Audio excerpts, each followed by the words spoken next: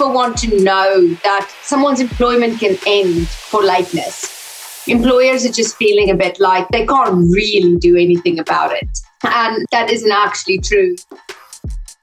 You would start by speaking to someone about their lateness. You would say, this isn't acceptable. You've been late, 6 times in the last year. We need you to improve your timekeeping.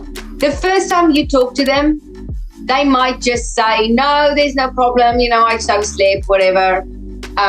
Okay. But then you would follow this up with an advisory note to say, we discussed your timekeeping. You said that there is no underlying reasons for this. There's no specific reason for your lateness. You just overslept. If they then continue to be late, you do another meeting. You do this time, you do an investigation meeting and you repeat the conversation. But it starts with, we've spoken about this. I've not seen an improvement in your timekeeping. Why does this continue to be a problem? This is the point where they then sometimes come out with issues that might be the reason for this. Quite often we see mental health being a reason given for lateness, that people really struggle with getting out of bed. They struggle to get to work on time. Some people struggle with time blindness. And then there is a conversation to be had around adjustments.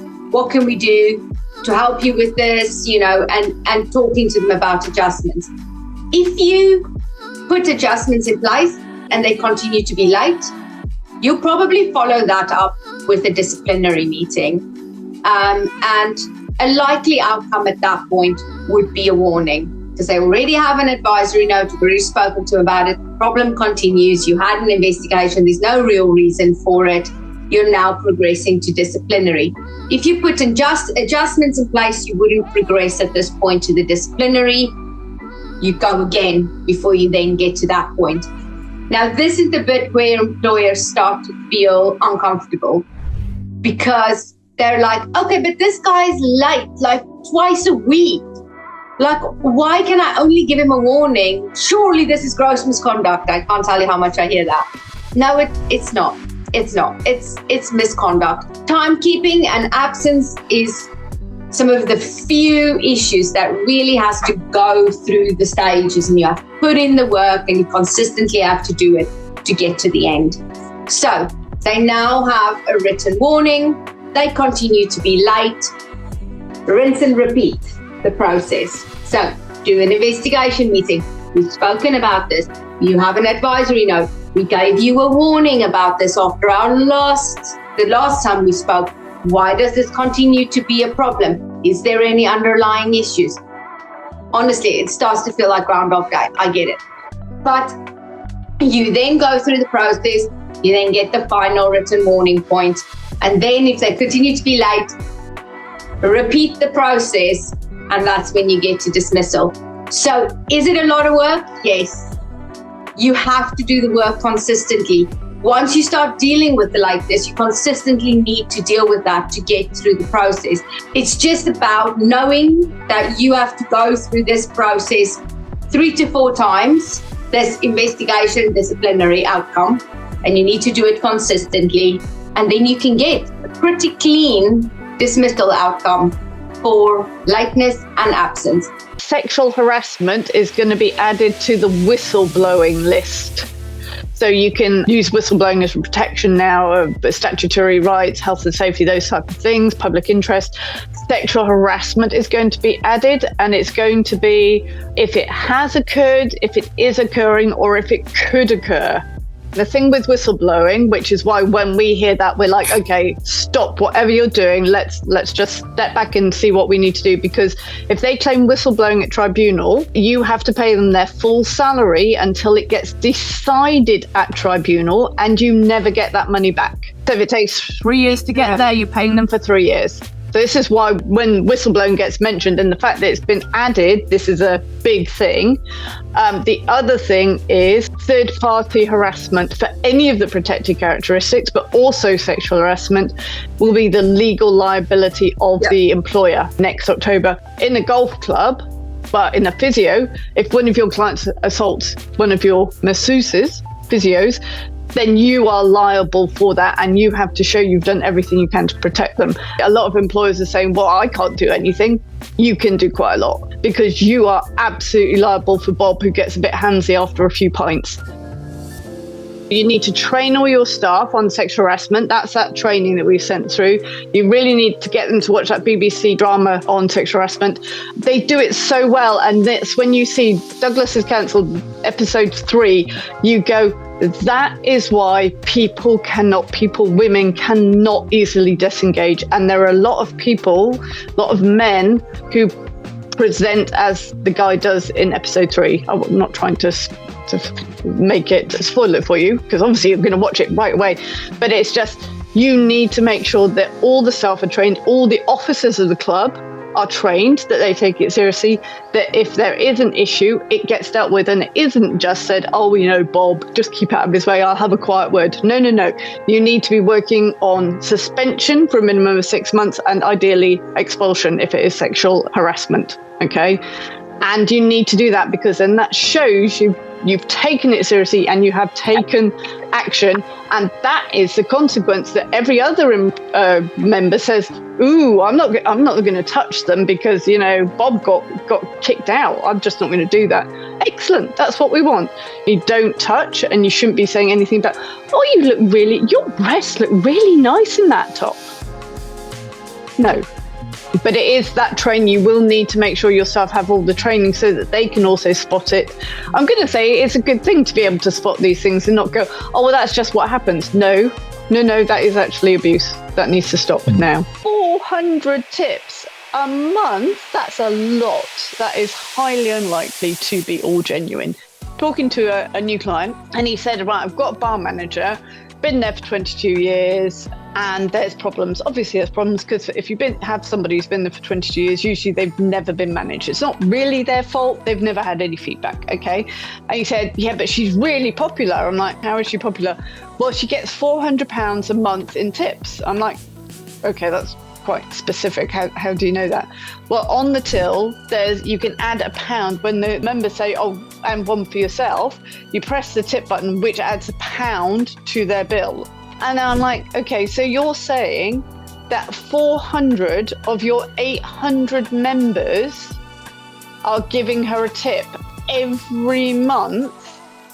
He's like, yeah. I'm like, no, I don't think so. I think you'll find that's a red flag, and that because it's only £1, it gets pressed arbitrarily so that people get more money.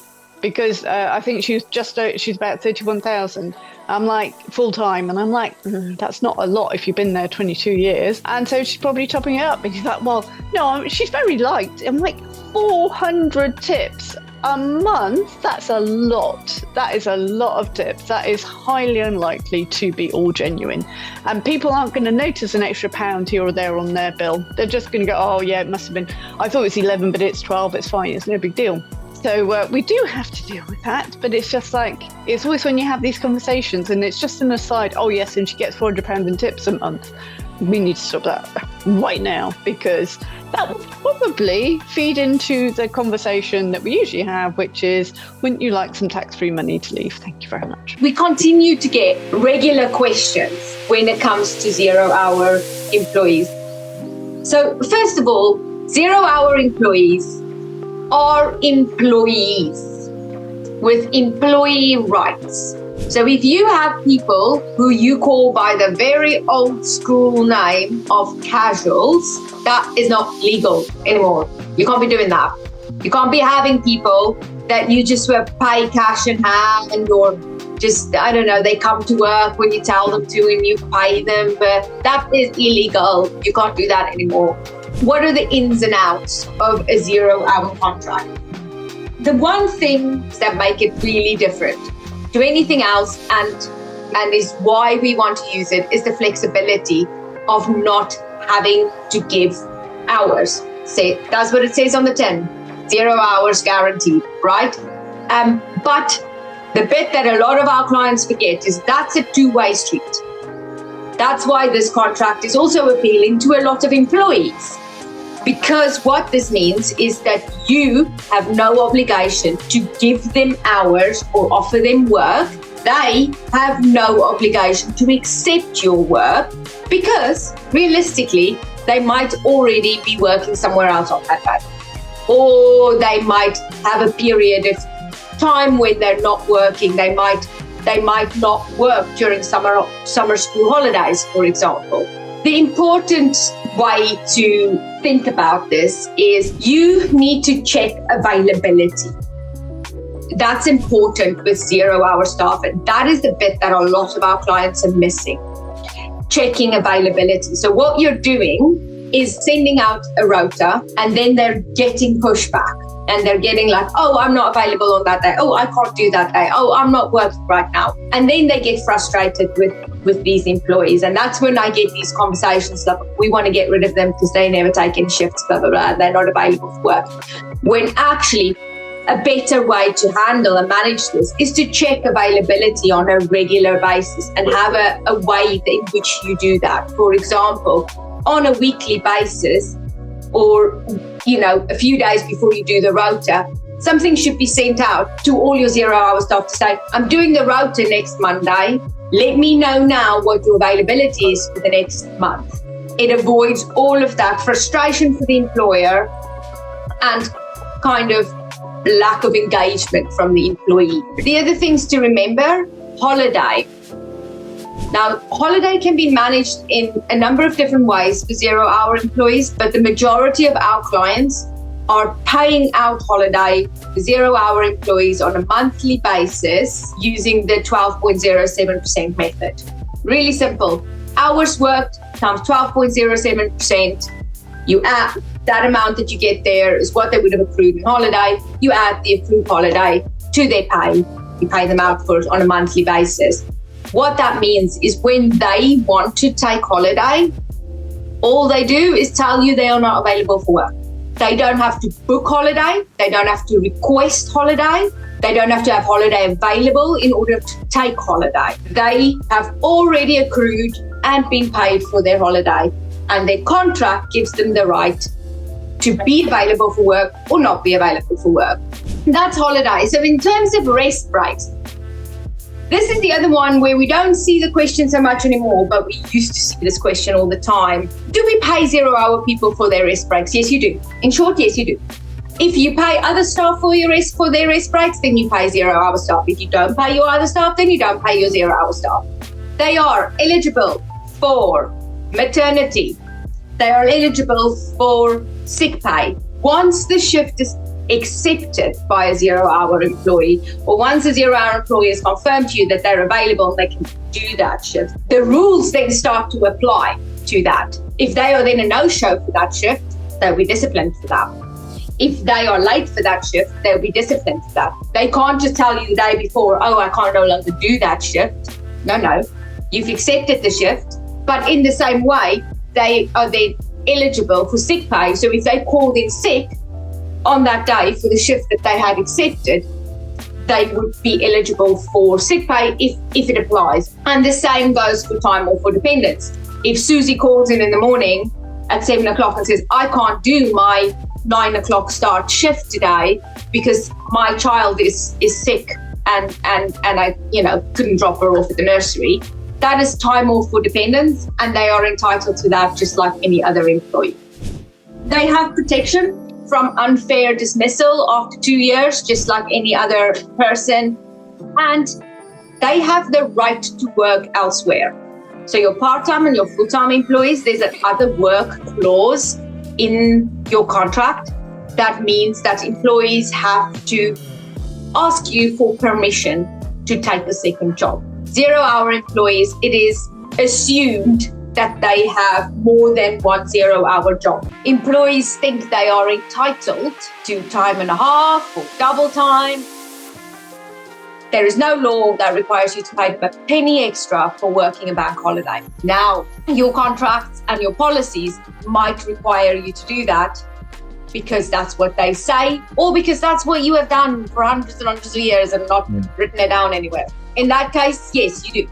But if you don't have it written down anywhere and it is not normally paid and employees are coming around to you this time of the year especially the ones who don't often work a bank holiday and they're going, oh, we're working this bank holiday and that bank holiday and we need to get paid extra. No, they don't. The other thing is, if your holiday entitlements say 28 days, including bank holidays, that really means for the employer that bank holidays is a normal working day, except employers booked it off.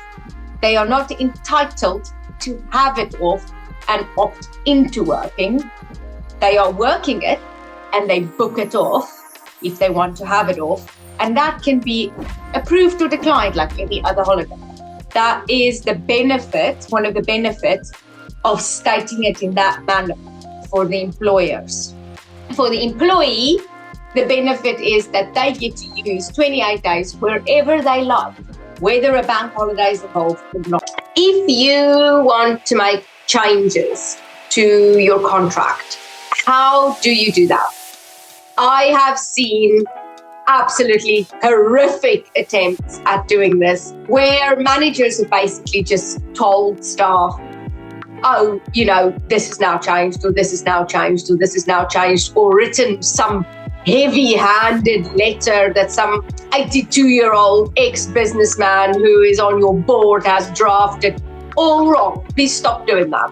One of the favorite lines we hear at the moment is, yes, but the contract says we can make changes to the terms and conditions.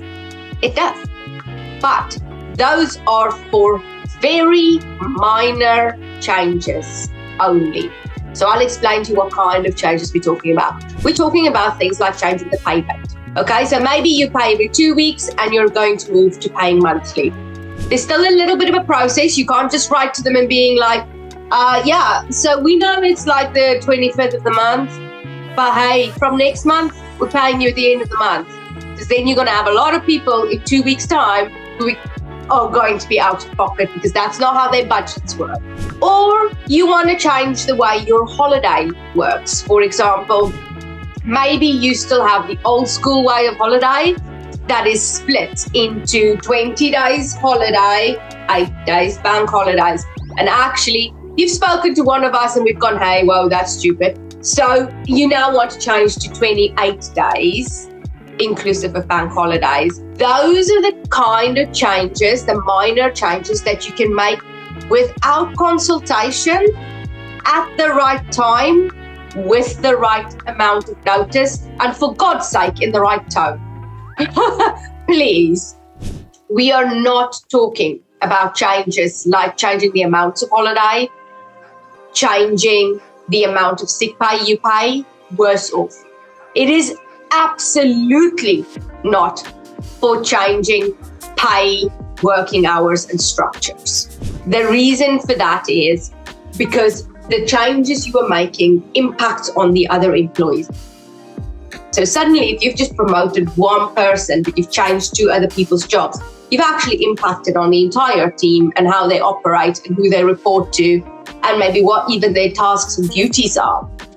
So you can't just make changes like that. The easiest, the quickest, and the safest way to do it is to do it through a restructure. It takes around 3 weeks, but we can literally tell you step by step what to do, when to do it. We have the letters, we have the paperwork, we have the pictures, we have everything. The other thing, if you are changing terms and conditions, is if you're changing things like benefits and you're suddenly going, oh, I can't pay 6 months sick pay anymore, or I'm changing the overtime. Those things require consultation. In the nicest possible way, you can do it all by the book, and at the end of the day, you'll have 2 out of 5 employees going, no, I won't sign that, and then you can't do it. So we will often still suggest that you do a restructure in order to achieve your change in terms and conditions. We always look at it and go, why would an employee agree to this? Just because you're telling them to, just because you're asking them to, no on both counts. So it's usually a 30-day consultation, and that is usually best done if you are either buying them out of something, so you're giving them money for the thing you're taking away from them. The other way to do it is to to do it, a tit for tat, to say, I'm taking this, but I'm giving that. The sick pay, we're not going to pay you 3 months full pay anymore. The sick pay is now going to be 28 days, but actually we're going to give everyone 3 days extra holiday. Most employees will go, okay, quite like 3 days extra holiday. Still buying them out, but not with money necessarily. You're buying them out by giving them something in return. Just come and talk to us, say, I want to change this, what's the best way to do it? And we will give you the best advice we can. A completely frustrated, angry, unreasonable response, and frankly, illegal.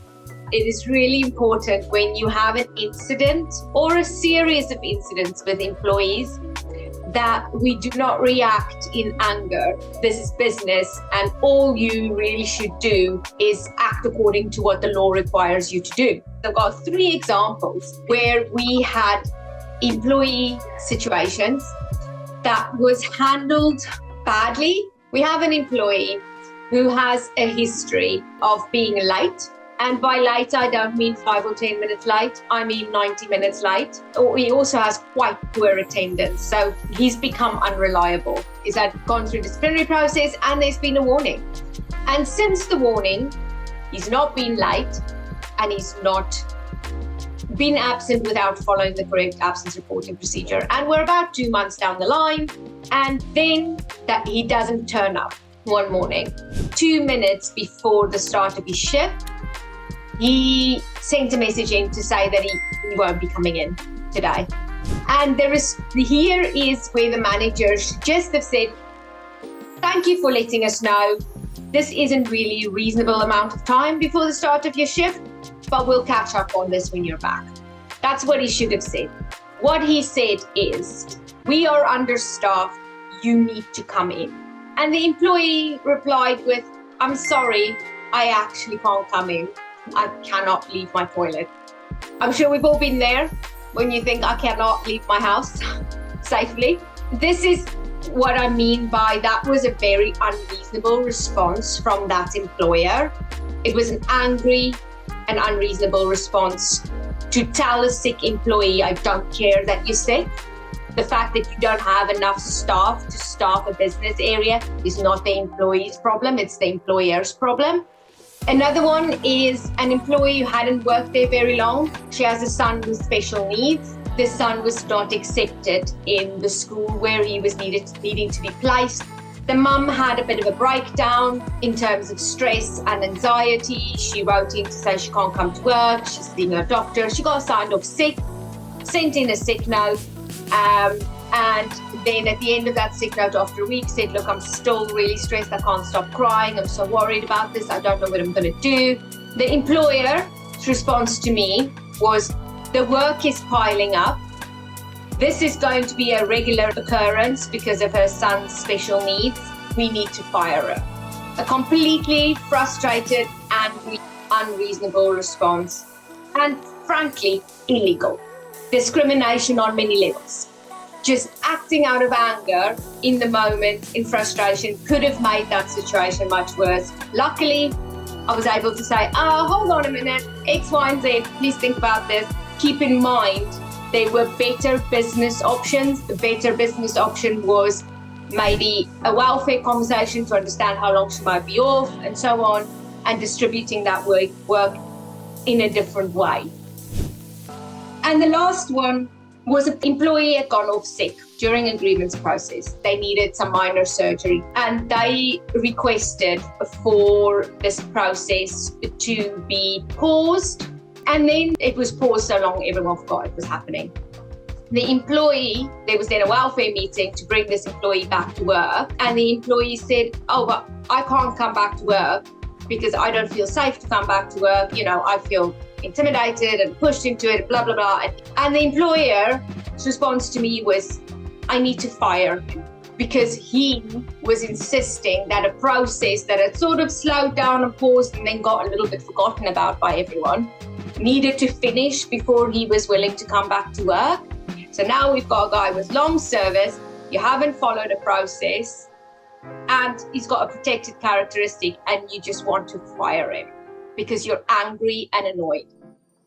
in that moment when you are so frustrated and so angry about the current situation, it is important to either contact us and say, I'm so angry about this, I want to do X, Y, and Z, in which case I will talk you down and I will bring you back to what is legally okay and what you can and can't do. Or take a moment, and I haven't got a nice way to say this to you guys, but don't take it so personally. You know, in that moment, remember that this is business.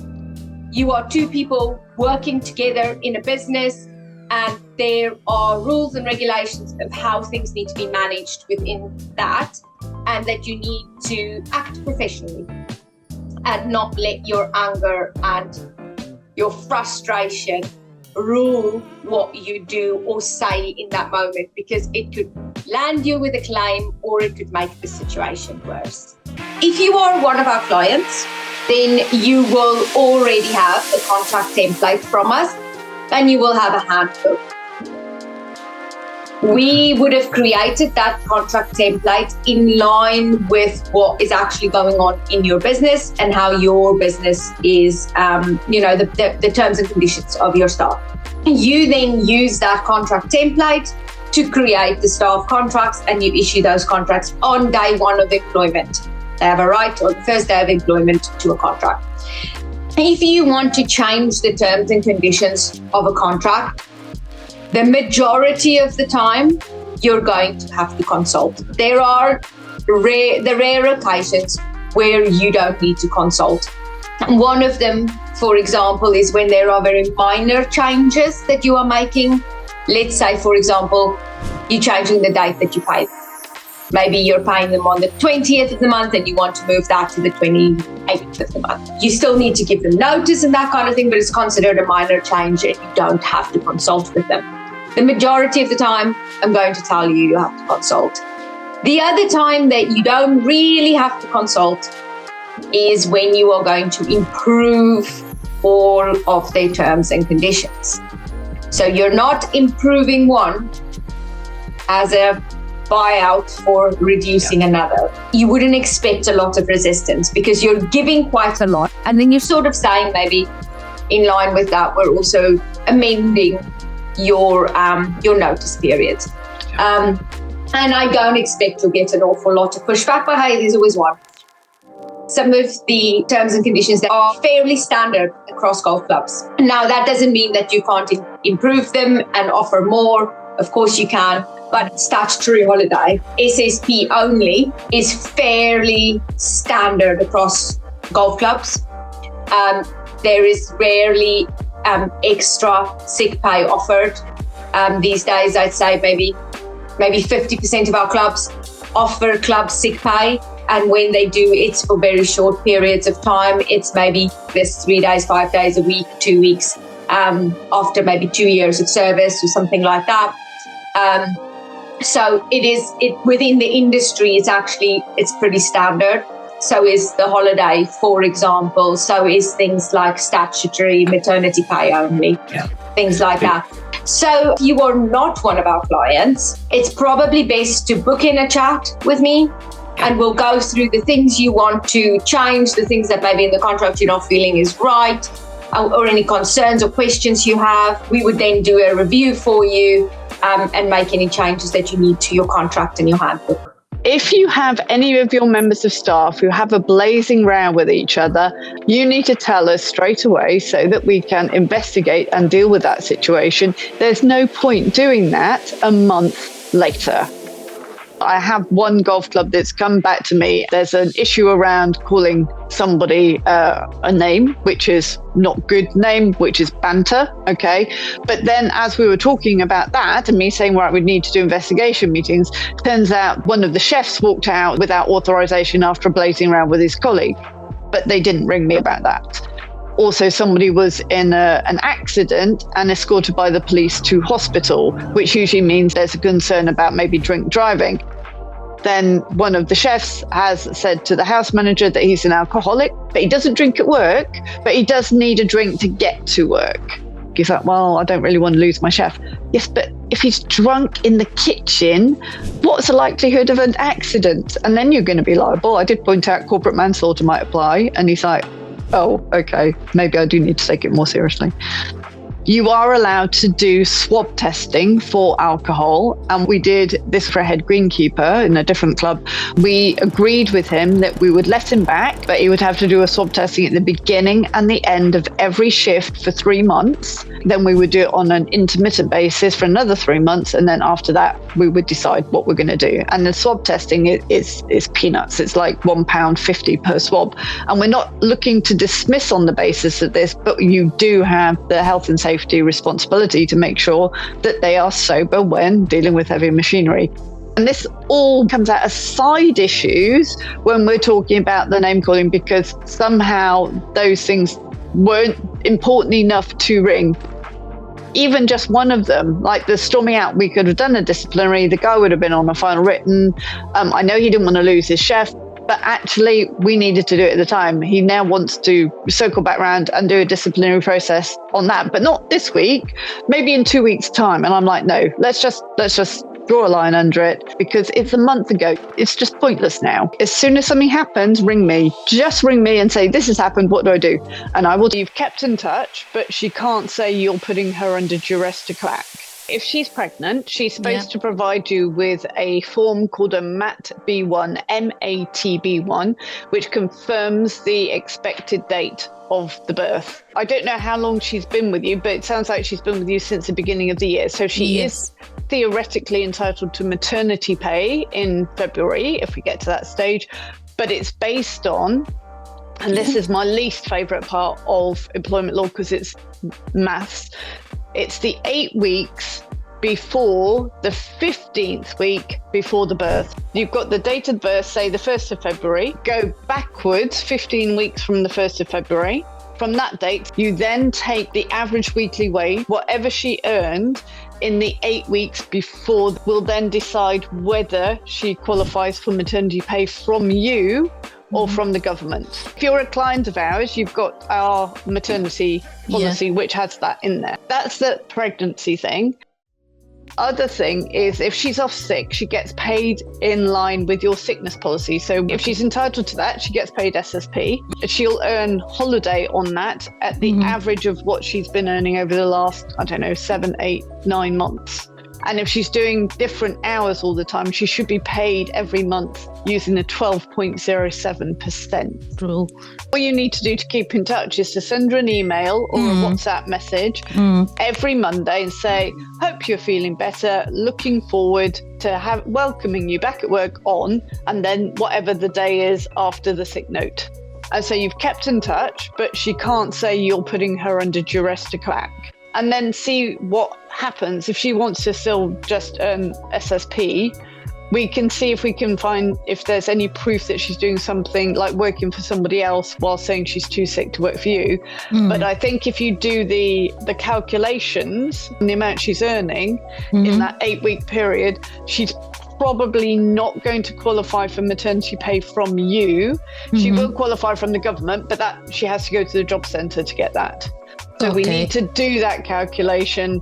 If you've got the MATB1, you need to do that calculation quite quickly so that we can inform her of the situation. And that might then make her go, oh, well, I'm going to leave then if you're not paying this to me. Like, it's not that we're not paying it to you. It's just the rules say if it's A, we pay it, and if it's B, the government pays it. That's it. It's not our choice. It's what the rules are. I've got an employee starting, a bar colleague. I'm going to give her some regular hours, but I'm also going to have her regularly doing additional hours as per the requirements of the diary.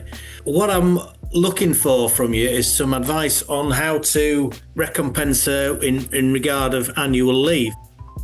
So how the holiday would work is for a part-time employee, they have pro rata holiday. So she will have pro rata holiday for the 12 hours. And that is her base holiday. That's what she's got based on her contractual hours. So let's say it's 100 hours a year. Then what you do is with any of the extra hours, and it's easy to do this every month when you run payroll, calculate her extra hours. So let's say this month she's done 10 extra hours. So you've got her basic hours and you're paying her for 10 hours extra. Those 10 hours extra, on them you can do 12.07% to accrue, and then you add that accrual to her annual allocation manually. You're using two different systems. You're using the basic pro rata holiday allocation for the contracted hours, and the extra hours you're calculating the accrual with it using the 12.0% method, but that holiday is being added manually to her allocation for her to use when she wants to. I can see chaos. I can see chaos coming, to be honest. Next year, 2027, unfair dismissals, we think it's going to be 6 months. You certainly need to raise your trial period to 6 months if it isn't already, and you need to get a review process going. The review being stop, start, continue. So every week you have somebody new, the supervisor goes to them and says, right, stop doing that, stop going on your phone when you should be working, start smiling when you serve beer, and continue doing it, whatever you're doing. That is the extent of it. It gets recorded on their phone, put into AI. AI gives you the summary with the action points. That gets given to the employee, so it's really easy for the supervisor to do, so that when you get to the end of the 6 months and they're not suitable, you've got this chain of information where they were told what to do, really easy, not onerous, and you can go, yeah, come on, you've got 5 things here saying don't go on your phone, and you're still going on your phone, you're out of here, thank you. You will need that next year, because even if it is only after 6 months that you have to use a disciplinary and everything, there is no guarantee that you will just be able to say, oh, Caroline, off you go, bye-bye, under 6 months. There may well be something we need to do. So you need to get your teams used to doing these basic review things to be able to protect you. It's going to be a shock to the system anyway. If you only do it in April next year, I can see chaos. I can see chaos coming, to be honest. It's better to get your managers into the habit, get them trained slowly but surely now, so that they are, by next year, they're already in the habit of doing this with new starters, doing those quick weekly reviews. This is like a 10-minute meeting in most cases. Having the paperwork and the paper trail saved for this, because otherwise, if you're trying to introduce this next year, at the same time as the law changes, you're going to have 6 months of them forgetting or saying, I spoke to them, but no, I didn't record it. No, I didn't send an email afterwards to say what we said. If you can get them to do it now and you can iron those kinks out before April, that would be good. Because it's also a sort of practice thing as well to see whether you've got the right supervisors in place, because if they are unwilling or unable to do that now when it's not crucial, then they're not going to be able to do it when it is crucial. The amount of times that we see someone has got all the way up to 18 months before a manager then says we need to get rid of them, and we're like, how many times have you spoken to them about this, talked to them about this? Oh, 3 times in 18 months. And right now we're like, okay, sure, here's a letter, let them go. But realistically, what this tells us is that that is a non-existent practice. Employees are just told, stop doing that, get off your phone.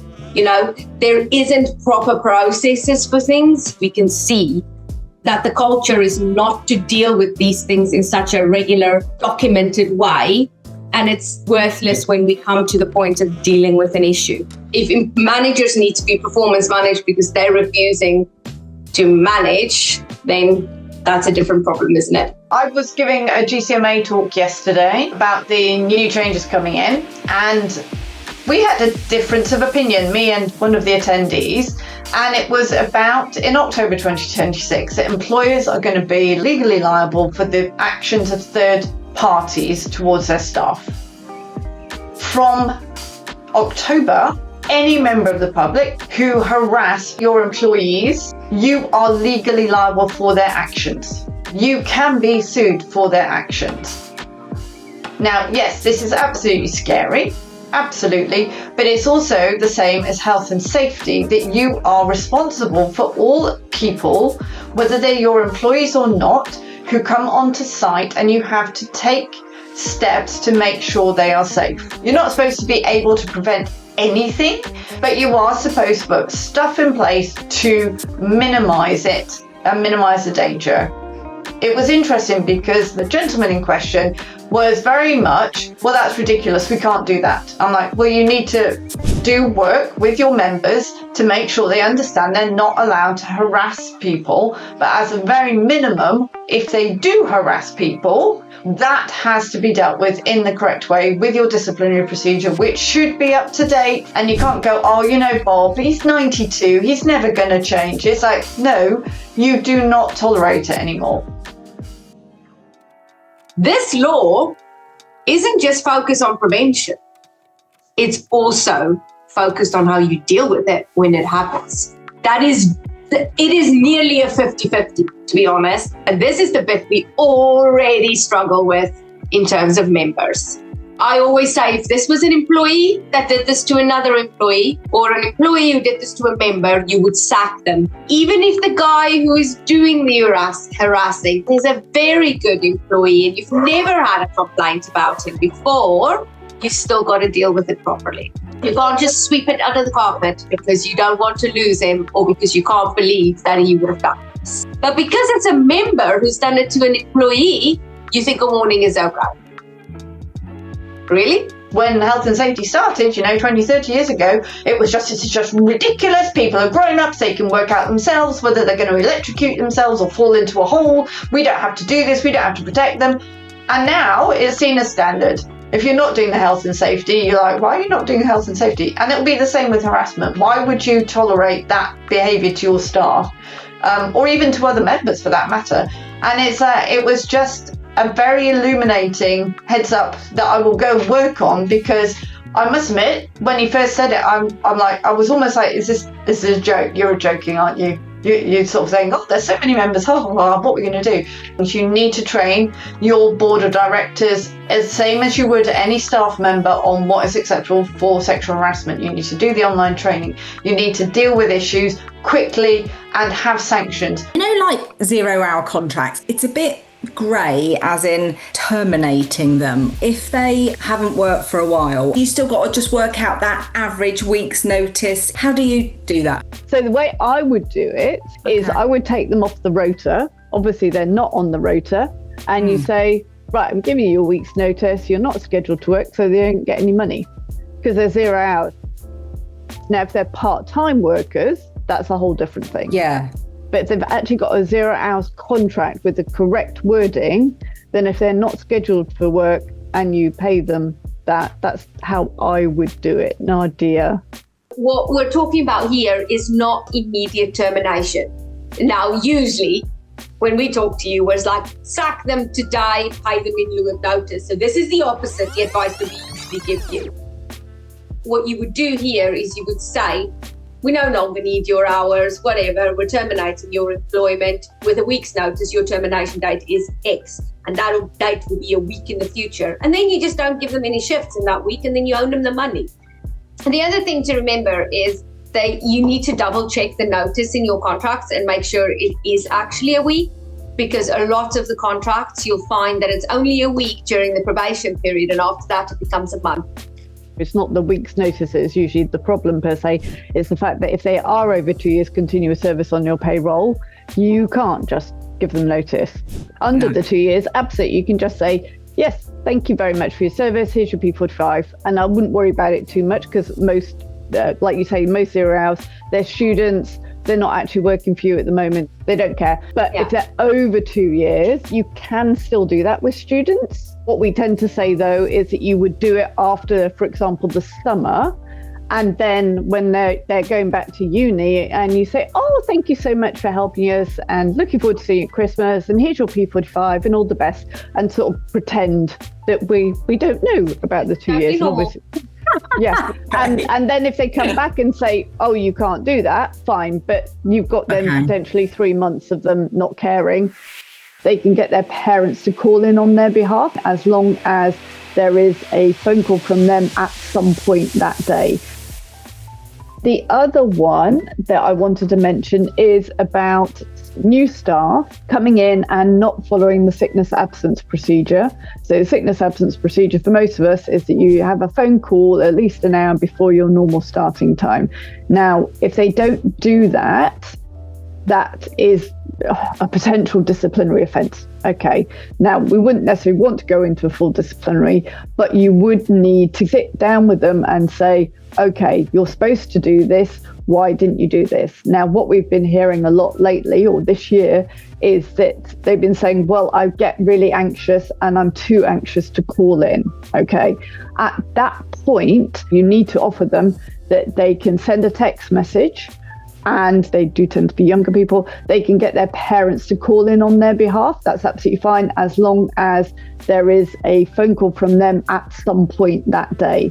And you agree that with them.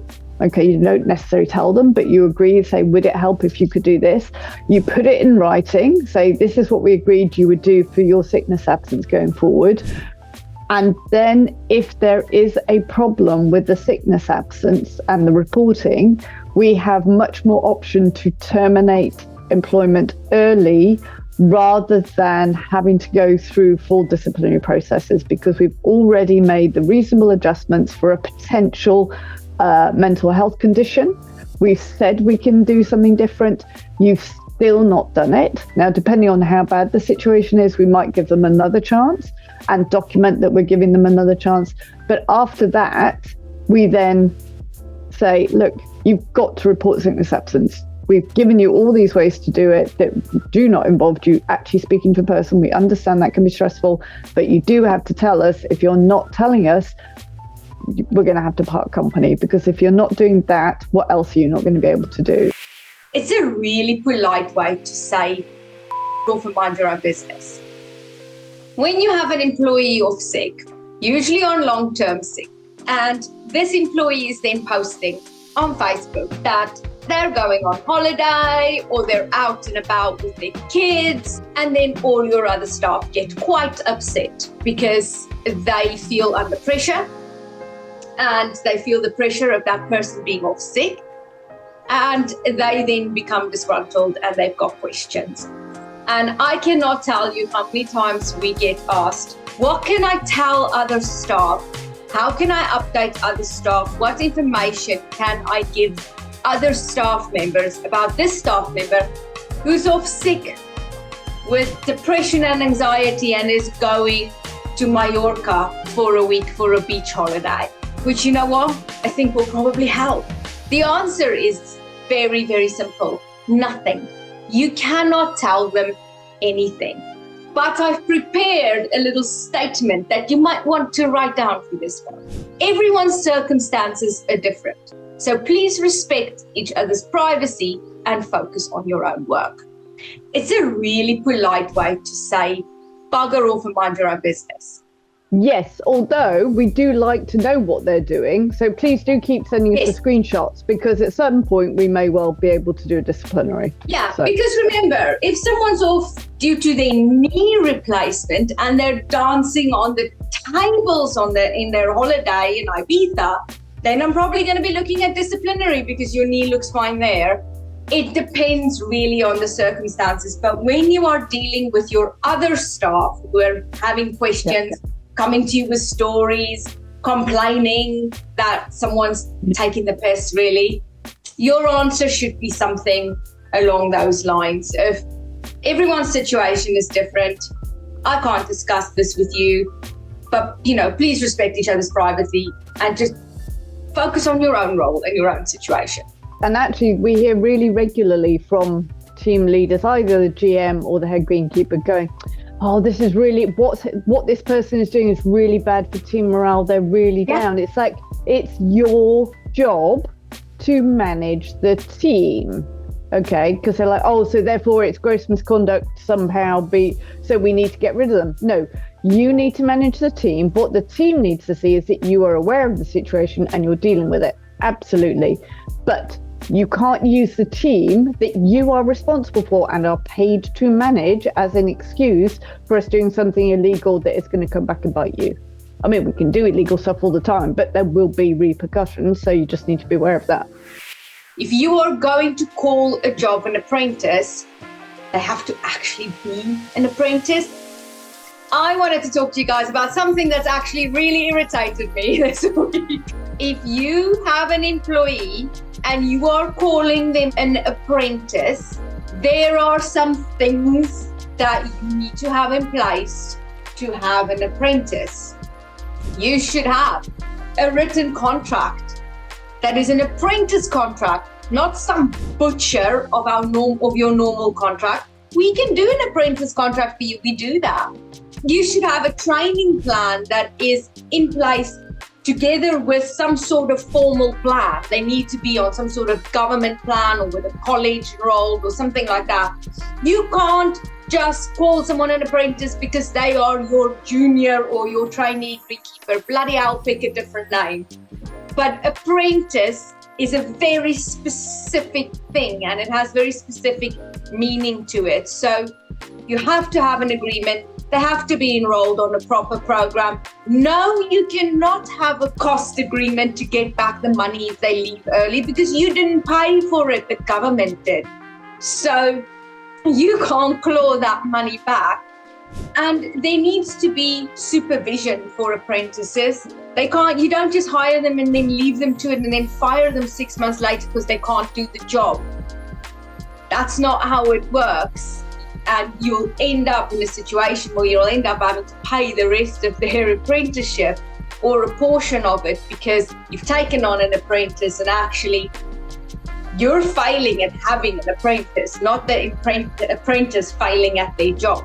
Now, don't get me wrong, there are gross misconduct situations. And there are really poor conduct that we've seen. We have dismissed apprentices for gross misconduct. You can do that. You can dismiss apprentices for continuously not showing up to work, but you'll need to do a better work for it. It's not as easy as just letting someone under 2 years go because they've been late 3 times. Just keep that in mind. If you are going to call a job an apprentice, they have to actually be an apprentice and you have to commit to the 2 years of having an apprentice, to that 2 years of training. We don't want to hear 6 months or 10 months in, but they can't perform and they can't do the job. That's because you hired someone really cheap who's never done a job before and you have to teach them. That's how it works. But what I've seen a lot this week is people who have called jobs apprentice greenkeeper, specifically an apprentice chef, when actually that is just the name you picked to give it because it's your most junior person or it's your trainee person or it's your casual, and that's not really right. Like, call it one of those things, but don't call it an apprentice. Just keep that in mind, because if you come to us and you say, I have an apprentice greenkeeper that I want to fire, we hear apprentice and we expect specific things to be in place. We have a greenkeeper in another club who is coming back and is alcohol dependent, is a recognised alcoholic, and he's trying to stay sober.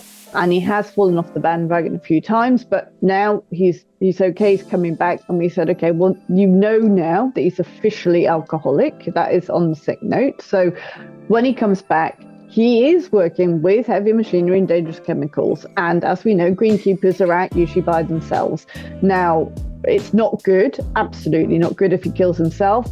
It's so much worse if he kills somebody else because he's drunk and he's messing around, okay? So there is a duty of care, a huge duty of care on the club to make sure that he is safe and not drunk. Now, normally you could say, we're going to do random drug testing. That's when you don't know if you have a problem or not. If you know somebody is an alcoholic, you absolutely don't do random drug testing. You absolutely make a condition, as we have, that he gets a swab test as soon as he gets to work to check that he's sober, and at the end of working day so that we know he's not been drinking on the heavy machinery, okay? And as soon as one of those comes up positive for alcohol, we go into the investigation process and disciplinary process. Doesn't mean that he's automatically going to be dismissed, but we start the disciplinary process. It's interesting how much pushback there was from the club, having gone from, oh, we don't want him back, to, oh, do we have to test him? Oh, because it's really a lot. It's £10 a swab. That I know we're not trying to throw money away, but I mean, honestly, for the safety of everybody, including the screenkeeper, that is peanuts, absolute peanuts. And I fear, unfortunately, that he's not going to manage it, but we need to make sure that it's a safe working environment for everybody, including the screenkeeper. And this is a really easy way to do it. I don't know how they were thinking of doing it. They said, oh, well, we'll do it randomly. Based on what? When he crashes the mower? No, let's do it proactively. Alcohol addiction is not a disability. Addiction of any kind is not a disability. Unfortunately, addiction often goes hand in hand with other mental health and physical health issues that can be protected characteristics, that can be disabilities. But alcohol dependency or any addiction of any kind is not actually a protected characteristic. It's not actually a disability. It's just being aware of the safety aspect. I want people to be safe, and it's just interesting. It always reminds me of the car companies back in the day, 1970s, where they're like, oh, do we have to have seatbelts? I mean, people could just be more careful and just brace themselves. And it's like, what is wrong with being safe? What is wrong with stopping people from dying? I don't understand that. So there you go. Alcohol. Somebody coming in to work under the influence of alcohol or suspected under the influence of alcohol. Just run through me what we should do if we suspect such a thing to be affecting a performance. If they were still on site, you would really be wanting to do an investigation with them straight away, honestly, to see if you can smell alcohol in their breath, to see if you can almost get them to admit to it. They've already been sent home. It's then getting witness statements immediately from all the people who interacted with them as to what they observed in their behaviour. Not whether they thought they were drunk, but just what they observed. And then we would, when the person comes back into work again, we would then be doing the investigation with them and saying, right, talk me through what it was yesterday. And some people will admit to it and say, really sorry. Others will pretend it's medication, in which case, tell me what medication it is.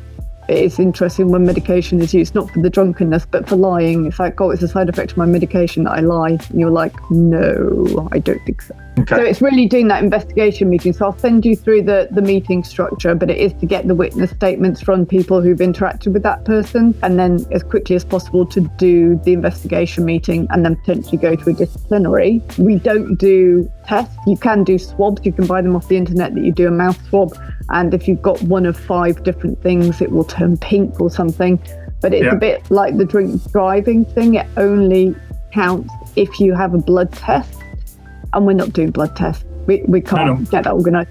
So it's much better to do it on the behaviour rather than whether they're drunk. Okay. And if suspected and obviously smelling of alcohol, has to go home immediately, or? Yes, absolutely. Yeah. They want to report her to HMRC. There's nothing to report. She's not breaking any rules by having a small part-time job that's probably paying her peanuts. This club was getting very frustrated with one of their employees who was on maternity leave. She had not been clear before she went on maternity leave how long she will be taking. And as we find, most people are not. They're like, well, I might take the year, but if I can't afford it, I might come back after the pay stops, kind of thing. If that happens, if you don't have someone saying to you, I plan to come back on this date, then you always take it as the full 52 weeks. And if they then want to come back earlier, they must give you 8 weeks notice of this. This club has done the opposite. Because she wasn't specific about when she would be returning, they have decided that she is due back at the end of the 39 weeks, which is the paid time, because that's when they have to stop paying her. So that's when she has to come back. And they have been hassling her. I mean, messages, emails, phone calls weekly to try and get her to tell them when she'll come back. She's been on maternity just over 5 months. So they're getting really edgy. They're like, any day now, she's got to come back. She's not talking to us. They are at the point that they want to sack her because she refuses to confirm that she'll come back. And she's at the point where she stopped answering their questions because she's like, I'm not sure. What's made them even more angry is that she's actually working a couple of days a week part-time at a local stables. So that has made them even more angry because they are upset that she's on maternity leave and getting maternity pay, but working somewhere else. And they want to report her to HMRC. And I'm like, there's nothing to report. Like, she's not breaking any rules by having a small part-time job that's probably paying her peanuts. And she's not coming back to you about when she wants to return because you're harassing her about it, because you have decided when she should return without allowing her the full time that she's entitled to. Then in the end, they came out with the, okay, but she's, a really important part of our Greens team and can't hire anyone and she's not been here for 5 months. And that's the point where I went, why have you not hired maternity cover? The whole problem here is your fault as the employer for not hiring maternity cover. Can you do a 0 hours and a fixed term contract? I noticed that in the fixed contract, there's the non-compete clause for 3 months, i.e. you can't for 3 months go up in competition with the business. But in the 0 hours, I don't think there's any restrictive covenants. Is that correct? Yeah, it is. So legally, you can't put restrictive covenants on 0 hour employees. It's actually illegal to do that. And that is because the idea with 0 hour work is that person is not solely working for you. If they are solely working for you, you should be giving them a contract and guaranteed hours. They should be working for many different employers on 0 hour agreements. And that's why you can't have restrictive covenants, because they could be working with other people, with other clients, they could be working with your clients in another place. If you are bringing people on as seasonal workers and you're bringing them on 0 hour contracts, you can make that a block of work. So you can have a fixed term contract that says you start on the 1st of May and you finish on the 1st of October, and it's a 0 hour contract, so it doesn't guarantee hours, but the contract is for this period only. That is absolutely something that you can do and should do, really, if you're going to bring extra seasonal workers on. And that prevents you ending up with them sitting on your payroll for ages afterwards. Someone can just say, I don't want to work 5 days a week, I want to work 4 days a week. I'm going to take a few moments to kind of talk you through what you can and can't say. The employee has a right to ask for flexible working. And to be honest, they don't even have to have a very good reason. I described to someone, my reason for not working on Fridays is simply that I have ponies and I want to ride my ponies on a Friday. And that is a good enough reason. Someone can just say, I don't want to work 5 days a week, I want to work 4 days a week. Here are some of the things that we hear. And I want to be clear that these are not solid reasons. They do not count as reasons for saying no to a flexible working application. We don't want to set a precedent. I am sure this is the one we hear the most. Sorry, not valid. You can't say no just because you're worried someone else might ask as well, and you're going to open the floodgates and everybody's going to want flexible working. Well, first of all, everybody's allowed to apply for flexible working. So you're not opening the floodgates, it's already open. Each request has to be considered individually. You might have approved one request and approved a second request that doesn't impact so much, and then someone else is coming with a request that isn't doable now due to the working hours or something. And then you would treat that individually, each one, and then that one might not be approved because you might not be able to fit in the working hours. So it doesn't mean that because you've said yes to one person, you have to say yes to everyone. It's not fair on the rest of the team is another favorite that we get. Also not a good enough reason. The law doesn't allow for decisions based on what is the easiest or what feels the most equal. The business impact needs to be your reason for saying no. You need to be able to show that the request will actually cause a problem. I have somebody with red hair and somebody with purple hair.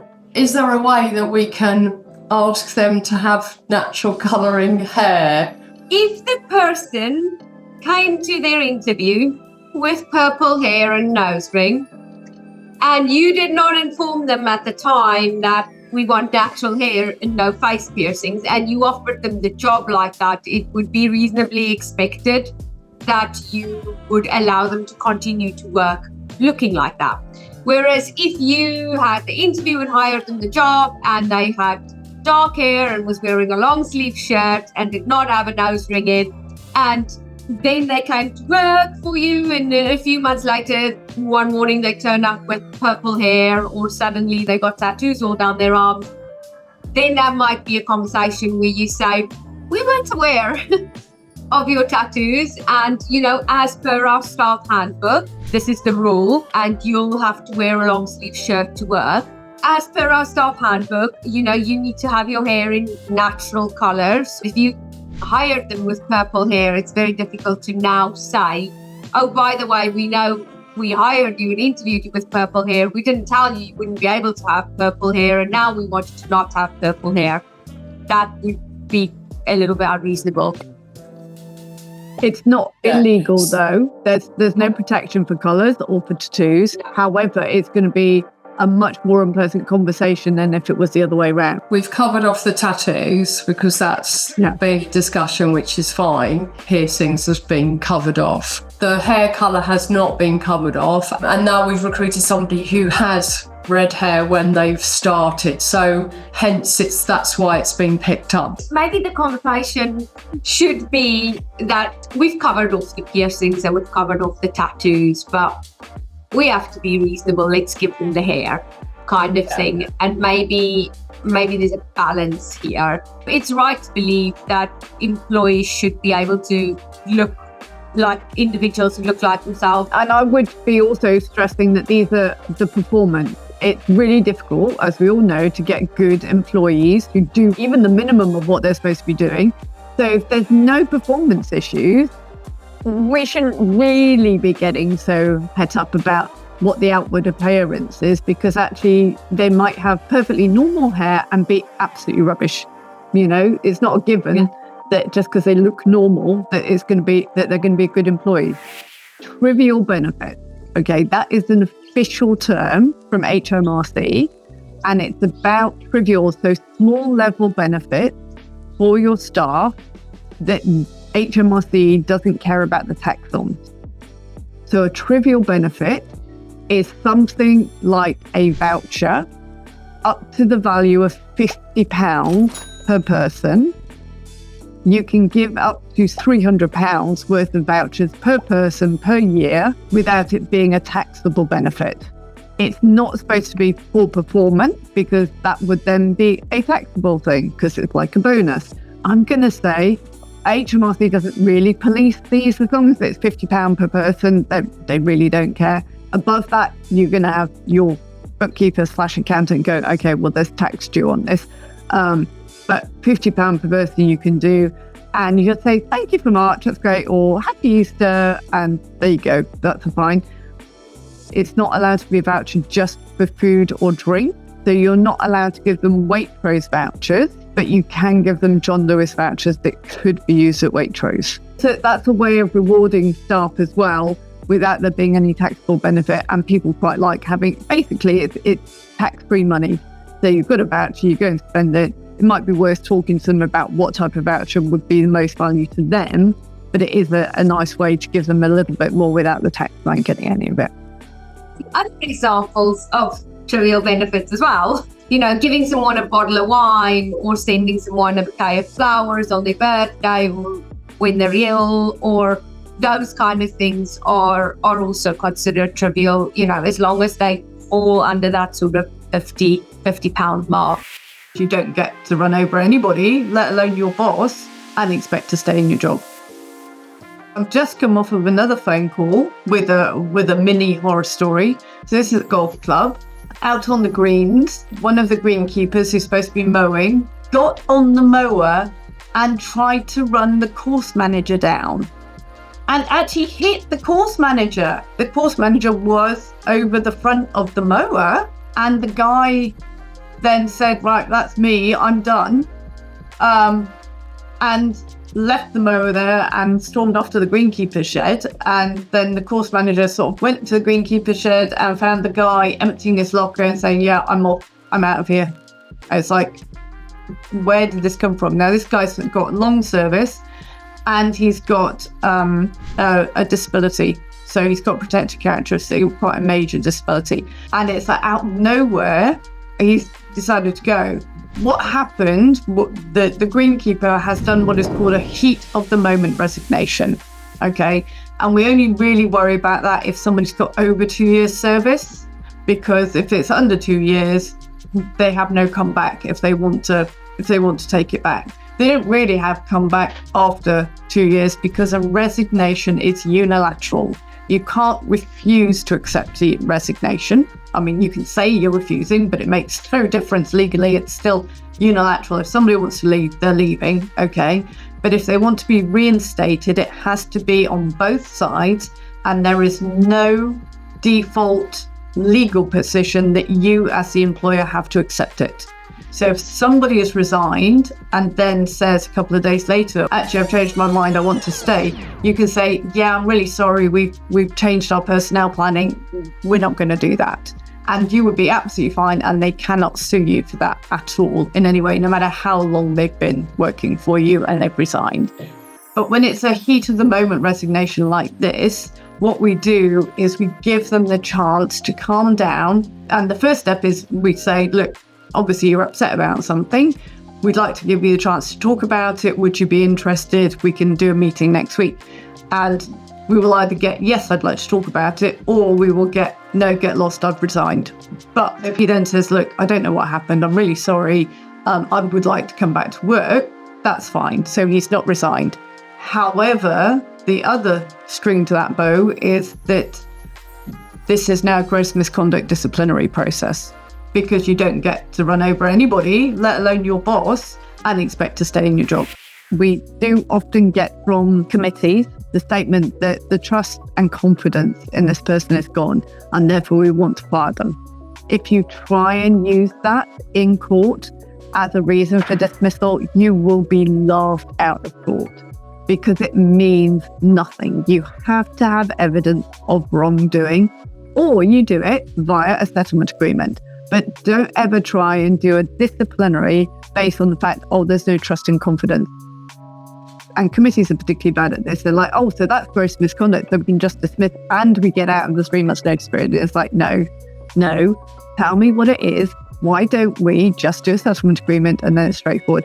Oh, yeah, but we don't want to pay notice. Well, we did tell you before you hired them that if you fire them, you'll have to pay the notice period. And you said, yes, that's fine. We're never going to do that. And then 6 months later, you're saying, well, we don't want to pay it. Well, there you go, short memories.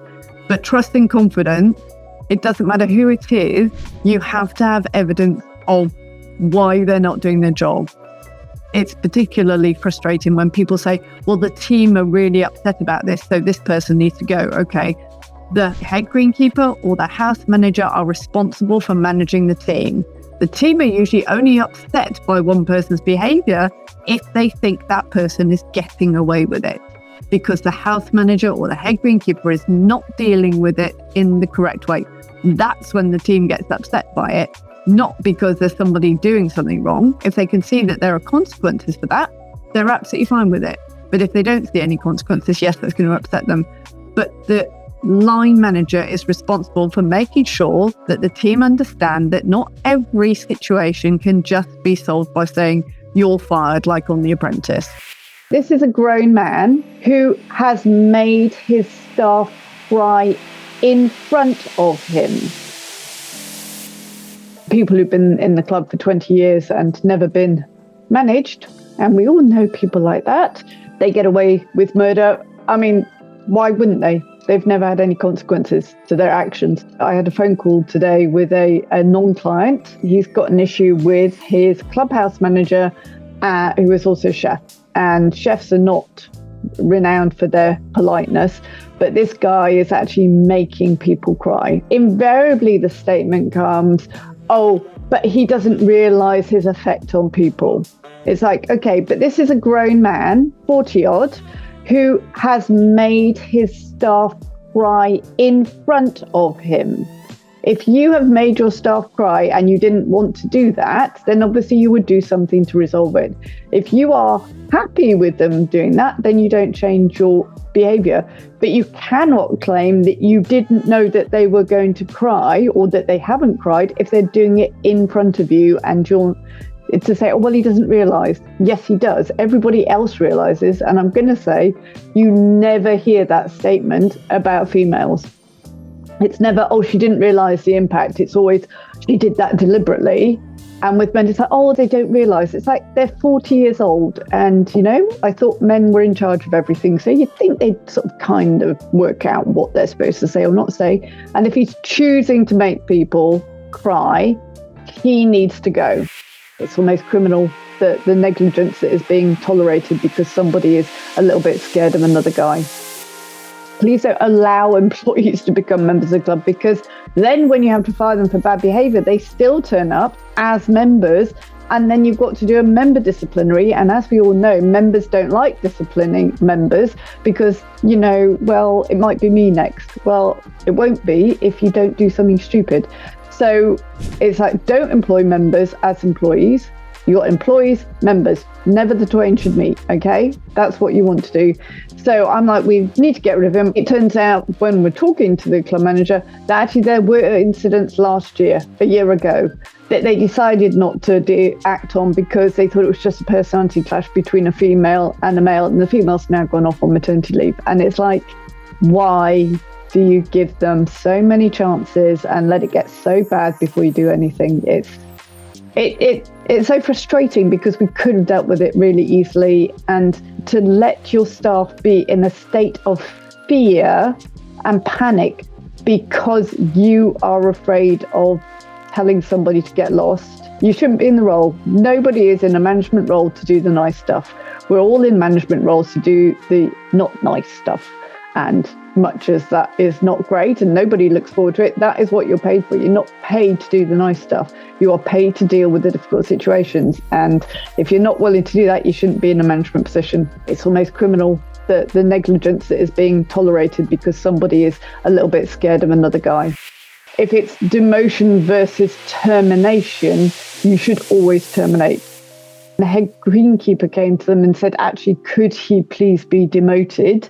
Now, we're not usually happy about that. I'm hoping it works for them, because if you've been in charge and then you are taking instruction from somebody else, a lot of people find it difficult to not be, you know, grumpy teenager about it or make snide remarks or, oh, that's not the way I would do it.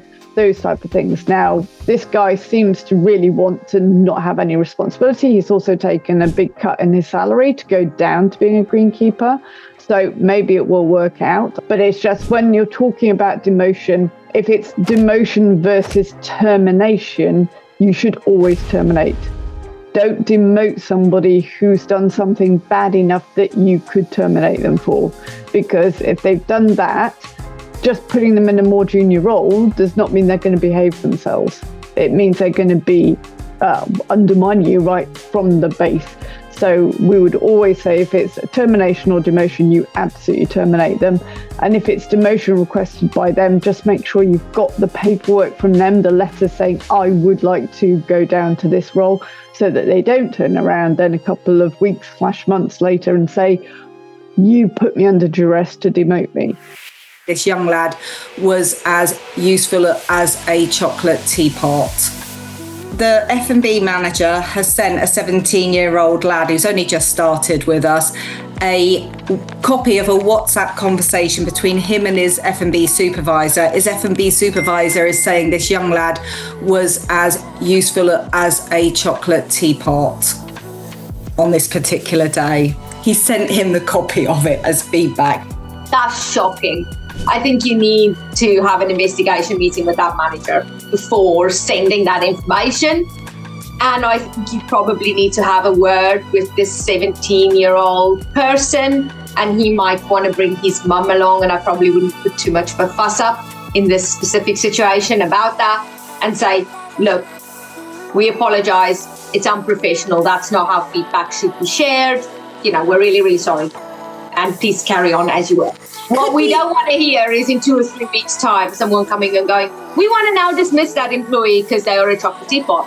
Because unfortunately, that's going to be harder. I think they both should be investigated. It's also not professional feedback. So what the manager should have said to the supervisor was, no, how is that any helpful feedback?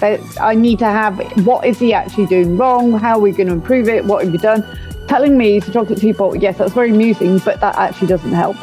That conversation should have taken place. And the manager should not have sent it to the employee, because again, it doesn't help anything, does it? The horror stories that I have had this week are around disciplinaries and a complete lack of process when it comes to disciplinaries. So we've had 3 processes this week where the process has not been followed. For example, in one, they just informed us that they had given someone a warning. Can we please write up the warning for them? Actually, can we please check this warning for them? That they have just given someone with 0 process. By the way, all head greenkeepers, and it's a shame because it's not their fault. But with this hot weather, there is just no way to keep your greens nice. One of the clubs just gave someone a warning because the greens weren't in good condition. Just no process, no investigation, nothing. Just here's a warning. 2 clubs did something similar where they did very sort of shady processes. One did a meeting, but they did it on the tee around the problem. So that was apparently the investigation meeting. There was no recording because it was just a couple of men standing around a tee talking about the problem. So this person was just invited to a disciplinary with no evidence, no allegations, just a time and a date and who the meetings were, because the greens look bad. And in another situation, there is a lot of performance issues with the greenkeeper. Nobody's talked to him about any of it before because there was a complaint about the greens and he was told to water the greens and he didn't. They want to fire him for all of the problems. And again, there's been no investigation. They don't really want to do an investigation. They just want to fire him. Been there like 25 years. They just want to fire him now, today, because the greens are a problem. So I just want to remind you, it doesn't matter what the situation is and how desperate you think the situation is and how angry you might be about the situation and how many complaints you're getting from your members or your clients about the situation. You always have to follow the rules in terms of disciplinaries. You have to do the investigations. You have to do the disciplinary hearings. It's absolutely fine to say after 6 months, actually, this isn't going to work out and part company. Being too nice to staff who are not performing. So this morning I did a without prejudice conversation with an employee who basically they've been performance managing for 18 months. Not because she doesn't want to do the job, she is really trying to do the job, but she just can't do it. She can't do it. She shouldn't have been promoted. They didn't promote her, they inherited her. And they've tried everything, but they've tried for 18 months. And while that's really nice and generous of them, there is no requirement for you to try for 18 months to get somebody to work. 6 months is more than adequate. They have been doing review meetings, they've been doing changes, they've been doing reasonable adjustments, they're doing all of that. It's absolutely fine to say after 6 months, or depending on how bad it is, after 3 months of really trying to say, actually, this isn't going to work out and part company. But the fact that she made it past the 2 years, she was in a more junior position beforehand, and they didn't part company because they were trying to make it work, means that now we're coming, and she has had these review meetings to say, look, this isn't great, should we do it? She didn't understand what's going on, and we've rephrased it, and we're going to obviously send an explanatory email to her. But it's just, this could have been a much easier conversation, a year, 18 months ago, while she was in her trial period while she was under 2 years. Look, mate, it hasn't worked out. We're really concerned about this thing. This seems really, really dishonest, and we're just actually not comfortable continuing your employment. We're going to need to let you go. Front office manager started with us. The hotel manager got a phone call from another hotel manager saying, I've just had an induction lunch with him, so I'm expecting him to start with me, but he's actually employed with us. So he signed a contract with us and told us he'd start within a month, and he signed a contract with the other place and said he'll start in 2 months. He's saying, yeah, I went for a free meal. I went for a lunchtime with the manager. So clearly we want to look at dismissing on the grounds of gross misconduct. You know, he signed a contract with us. It's a breach of trust and confidence. It's none of those things, I'm sorry. No. So you can let him go. You can just say, look, mate, it hasn't worked out. We're really concerned about this thing. This seems really, really dishonest, and we're just actually not comfortable continuing your employment. We're going to need to let you go. That, spot on. It's none of those other things. It's not gross misconduct. But in the contract, it says you're not allowed to work for somebody else while employed. It does say that. It's not enforceable. It's not enforceable in the way that you're trying to enforce it. It would be enforceable, for example, if he wasn't able to make his shifts at yours because he was working somewhere else. The other thing I would say is you don't need it. You don't need to go down gross misconduct, because you would need to do an investigation and a disciplinary and all of that. You're not going to be able to enforce that clause anyway as gross misconduct. Yeah. But I'm also telling you that you don't have to do all that effort. However, you absolutely can let this guy go, because you can say to him, look, you know, we're just not comfortable with this. It feels really dishonest, and we're just not happy to continue employment with you. Really sorry, we're going to need to let you go.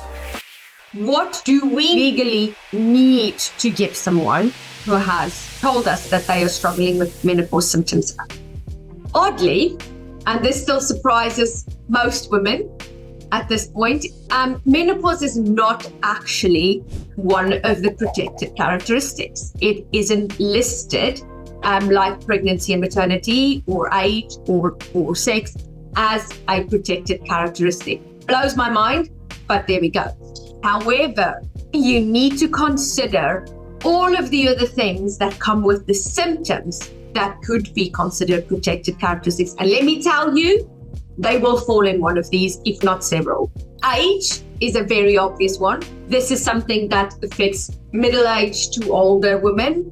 So someone could say, well, I'm 55 and I'm struggling, and they let me go, and they kept the 27-year-old girl on, and I have menopause or age-related condition or situation, and therefore it's age discrimination.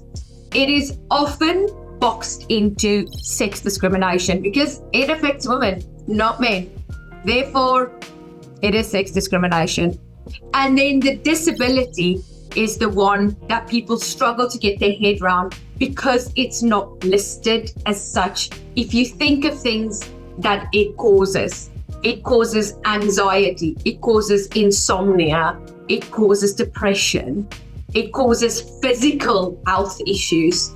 So those things can certainly fall into protected characteristics in terms of disability. Bottom line, treat it as a protected characteristic.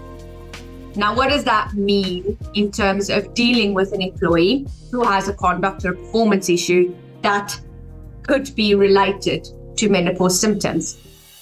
The first thing to do is, when you have an employee who's worked for you for a long time and you know them, and suddenly they are different, ask the question. Don't just ask this now of middle-aged women. You should be asking this of any employee who is suddenly changed in their behavior. And if that employee then says to you that they have menopause symptoms that are impacting on their day-to-day life, at that point, you should be discussing with them what they need, what they're struggling with, and what adjustments needs to be made. Because one of the things they will get you on if they bring a claim is the failure to have made reasonable adjustments. And unfortunately, that might be a very high price tag for that claim. You have to make adjustments. You have to do what you can as an employer to support them. And then if you continue to have problems, come talk to us before you do anything else, please. I've got some staff who are on a 40-hour contract, and sometimes they like to finish early because it suits them. But obviously, when it's a 40-hour contract, we're obliged to pay them 40 hours. They're obliged to give us 40 hours. But what happens when they actually really don't mind not being paid their 40 hours and they actually want to leave earlier? This is something that we don't normally see with people on 40-hour contracts, especially in hospitality, in hotels, because they tend to work so many hours anyway that it doesn't matter. It is something that we very regularly see with people on variable hours contracts. So I'm kind of going to just do both for you. I'll start with people on variable hour contracts or part-time hours who are working paid per hour, basically. So you might have someone who's contracted to work 16 hours a week, but they regularly work 20 or 30 or whatever, and they want to go home early from a scheduled shift. If they say, oh, we're not busy, boss, can I go home early? You'd be like, yeah, no problem, just going to mark off here. You're going home 2 hours early, so you won't be paid for the 2 hours. No problem, off they pop, and that's sorted. So that's really easy for someone on variable hours. However, if you have someone on full-time hours, you need to be a lot clearer about this. You need to say, you can go home, but you understand that you are contracted to work 40 hours. So if that means you're only going to work 37 hours this week, those 3 hours will either need to be unpaid or you can use holiday if you want to. And if they say, yeah, I'll just use it as holiday hours, whatever they say, just kind of make a record of that somehow so that you have a record of why you've paid them less. We've got someone on long-term sick and she's been on a phased return for about 2 months now. I just wondered if there was a maximum period or if there's anything we should be doing. There isn't a maximum period for a phased return. Generally, they can last anything between a couple of weeks and sort of 6 months. But that's not a hard rule. A good way to handle it, though, is to do regular reviews with her every couple of weeks or so, see how she is, see if she can make small increases to build up towards either her previous role and hours, or if she can build up towards where you guys are aiming. So maybe you're never aiming to get her back to full duties and full hours. Maybe you're aiming to get her back to 30 hours a week and doing her normal job, for example. So the idea is just to meet with that person regularly, not applying pressure, but reviewing where they are and slowly but surely seeing if it can be built up. If they approached us and wanted to reduce her hours, would that be a flexible working request? That depends. Right. The correct answer on paper is yes, it's a flexible working request. The blanket answer is if you're happy with it, just say yes and to confirm it in writing. If she's saying, I know I used to work 40 hours, I'm on this phase return, I can see I'm never going to get back to 40 hours. Yeah. Can I reduce my hours to 30 hours? And you guys are thinking, yeah, that kind of works for us. Then just say, yes, absolutely, no problem. And you confirm it to her in an amendment letter. If Perfect. You have niggles about it, or you might want to negotiate on how many hours or shifts, then ask her to do it in a flexible working application, because then you can go through a process that allows you to give an outcome. I have a cleaner on my staff. She's on 0 hours. She's been working every day since the 23rd of September, 5 days a week. And last week, she unfortunately fractured her arm. The doctor has signed her off for 6 weeks. She does qualify for SSP based on her rate, but she's on 0 hours, so I don't know if that qualifies her. And also she wants to know if she can take a combination of SSP and leave for these 6 weeks, because she'll get more for leave pay than SSP. Okay, so I'll start with your first question, which is, I suppose it is, how much do I have to pay her? Because she's on a 0 hour contract and she's been working full-time hours. You have to pay her weekly SSP in line with the average hours that she's worked over the last few months. So if she's been working 15 hours a week, you should be paying her SSP for 15 hours a week. And you really should get her contract updated. Now, the second question, it is not the correct use for holiday. to substitute sick pay with holiday pay. That is the by the book answer.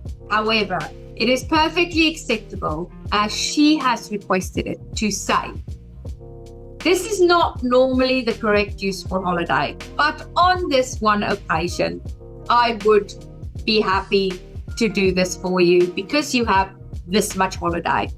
And then allow her to take a day or two of holiday a week while she's off sick if she wants to, because it will help her financially. The only thing I would say is don't do this as a rule for people. Make sure she understands this is a one-off. Don't allow her to use more holiday than she's accrued, because if she then doesn't want to come back at the end, you've got a mess.